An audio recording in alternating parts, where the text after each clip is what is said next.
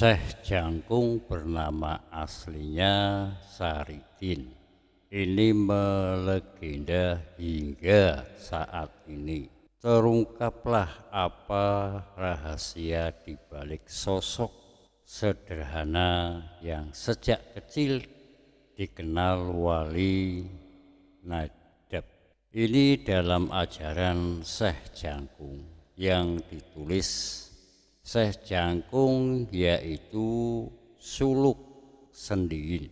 Suluk ini adalah bikin bahwa Syekh Jangkung adalah sosok penyebar agama Islam di wilayah Grobogan. Syekh Jangkung muda dan wilayahnya Pati. Ketika dewasa dan sekitarnya, ajaran-ajaran Islam yang diajarkan pada guru diteladeni dan disebarkan di desa-desa dari mulut ke mulut. Tuan Karomah sejarah hidupnya menjadi daya tarik bagi orang-orang Jawa. Mereka yang awalnya beragama Hindu, Buddha, dan animisme berdatangan ke Syekh Jangkung untuk belajar agama Islam. Namun Syekh Jangkung adalah sosok guru yang disederhana. Selama hidupnya dia memilih untuk menjadi seorang petani lugu yang tinggal di desa London, Pati, hingga akhir hayatnya masih kecil dipanggil Saridin alias Raden Safiruddin, putra Raden Sunan Panah, putra dari Raden Singaparna Syekh Syafi'i bersama Ibu Robi An-Aji Sekar Tanjung.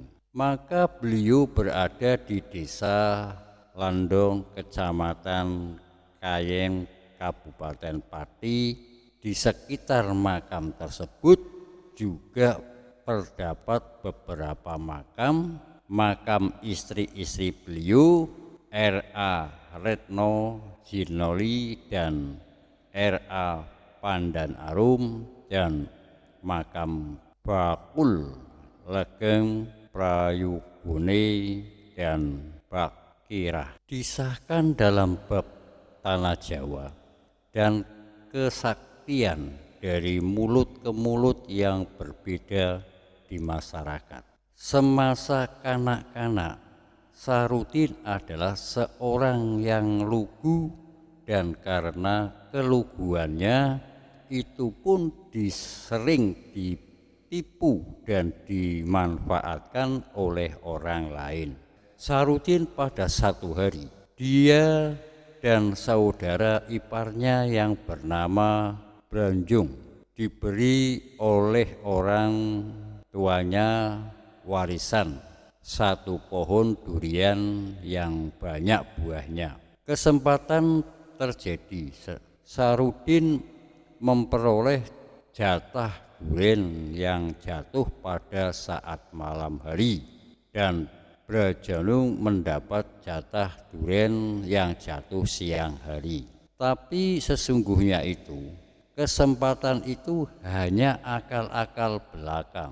Saat malam tiba, Brajung menyamar sebagai harimau dengan tujuan menakut-nakuti Saridin, mendekati pohon durian yang saat itu ditunggu Saridin. Alih-alih bercelari sendiri yang saat itu membawa batang pohon tebu memukul sampai mati harinya yang datang padanya, padahal harimau itu tidak lain Branjung. Berita kematian Branjung dengan cepat menyebar ke santero Pati. Saridinlah yang membunuh Branjung. Saridin pun diadili dan dihukum setiap oleh pengadilan di Pati, yaitu penjara. Saridin menjalani masa hukuman tersebut dengan sabar.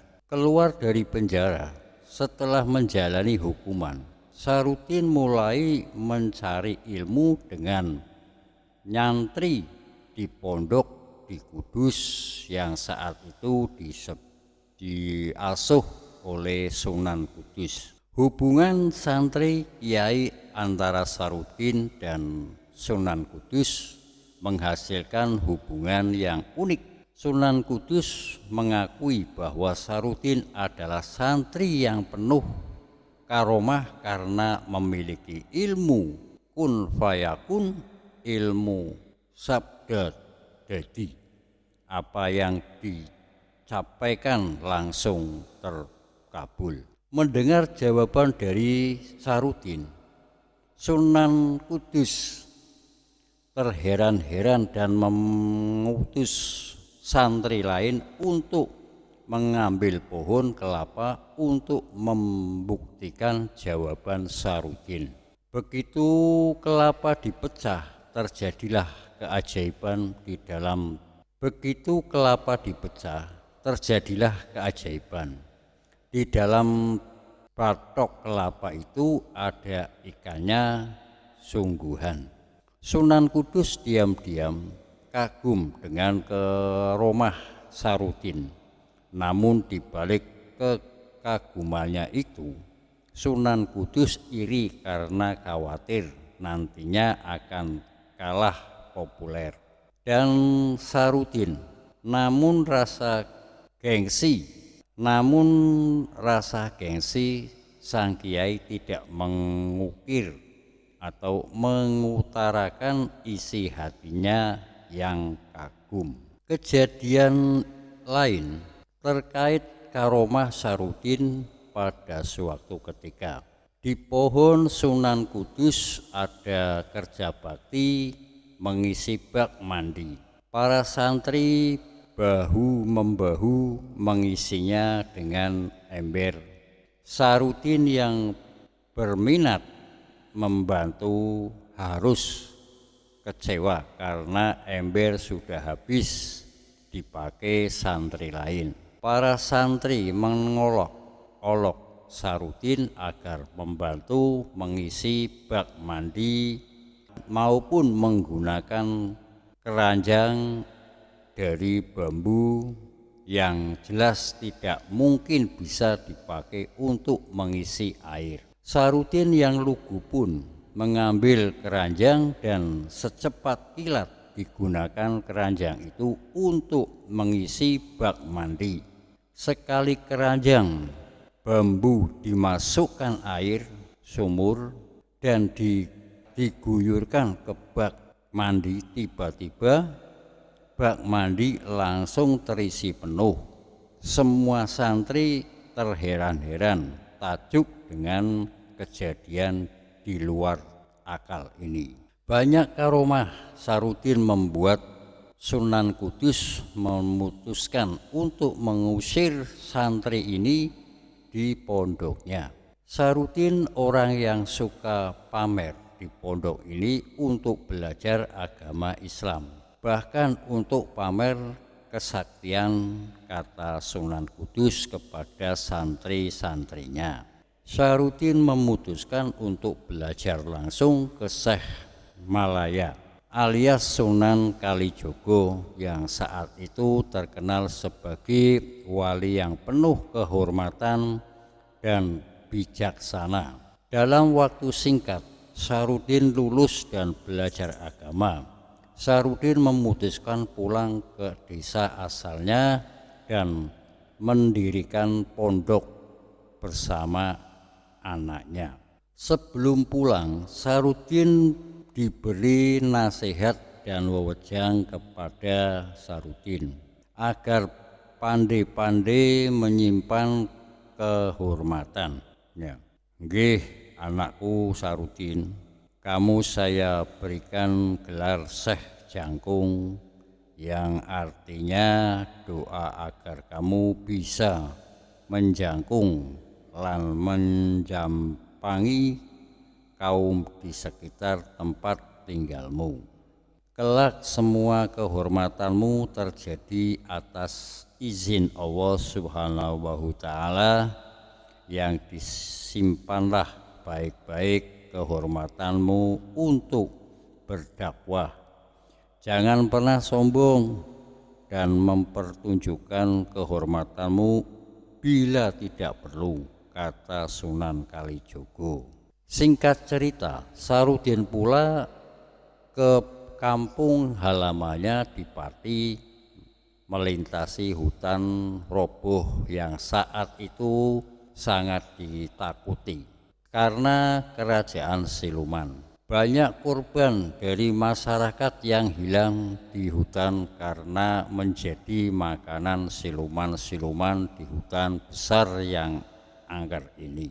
Dalam waktu singkat, Sahrudin berhasil mengalahkan Raja Siluman dan membuat masyarakat di sekitar dalam waktu singkat.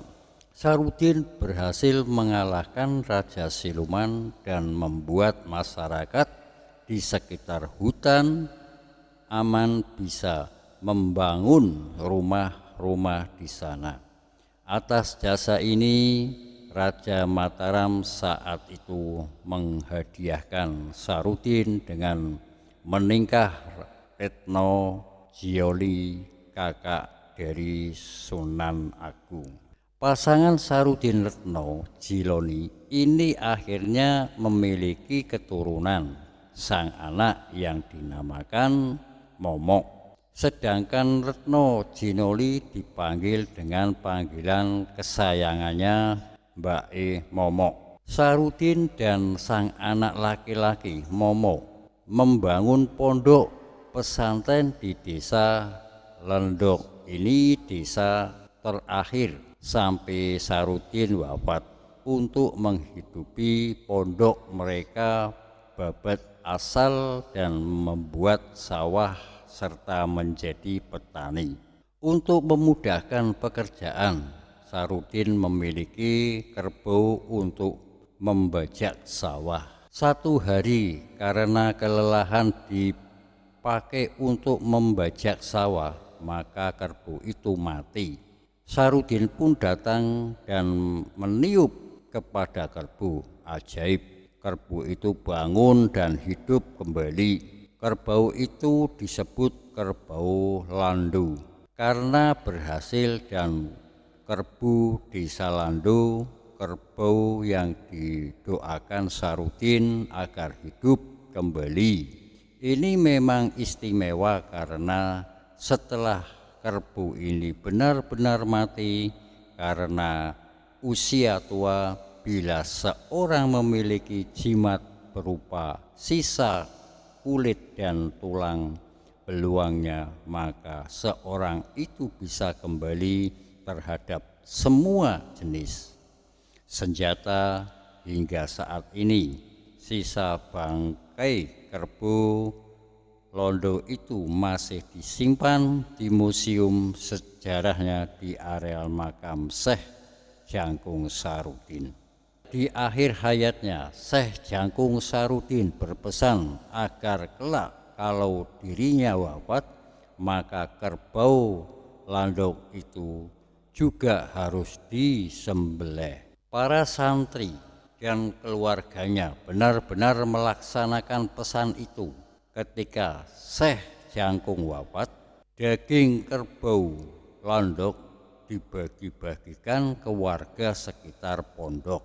Dan hingga saat ini kebiasaan membagi-bagikan dengan kerbau itu masih dilestarikan masyarakat Pati, sebagai khususnya desa Kayem, Sukolilo, Gabus, dan Winong.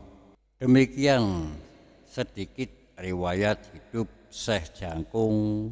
Akhirnya, wassalamualaikum warahmatullahi wabarakatuh.